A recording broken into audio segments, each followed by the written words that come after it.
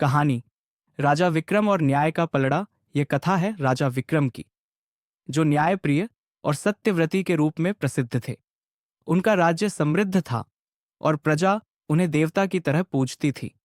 लेकिन एक दिन एक मायावी तांत्रिक, जो अंधकारमय शक्तियों का साधक था, विक्रम को झुकाने के उद्देश्य से उनके दरबार में ब्राह्मण का वेश धारण कर पहुंचा। उसने राजा के समक्ष 3 गूढ़ प्रश्न रखे और कहा, यदि तुम इनका उत्तर नहीं दे पाए तो तुम्हें अपना सिंहासन मुझे सौंपना होगा। राजा विक्रम शांत चित्त से बोले, यदि प्रश्न धर्म और न्याय से जुड़ा है तो मैं उत्तर अवश्य दूंगा।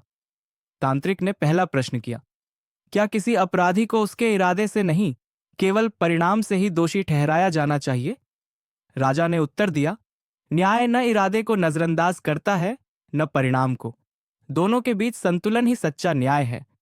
दूसरा प्रश्न था, यदि सत्य से किसी का अहित हो रहा हो तो क्या उसे छिपा लेना बेहतर है?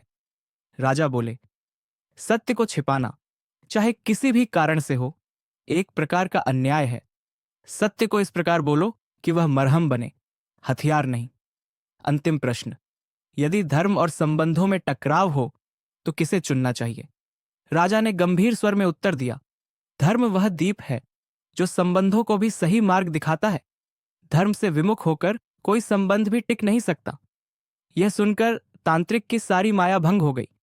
उसकी असली रूप सामने आया और वह लज्जित होकर वहां से भाग निकला। सीख, सच्चाई, विवेक और धर्म की राह पर चलने वाला व्यक्ति किसी भी छल या अंधकारमय शक्ति से नहीं डरता। जब निर्णय न्याय और सत्य से प्रेरित हो, तब कोई भी राजा सच्चे अर्थों में महान कहलाता है।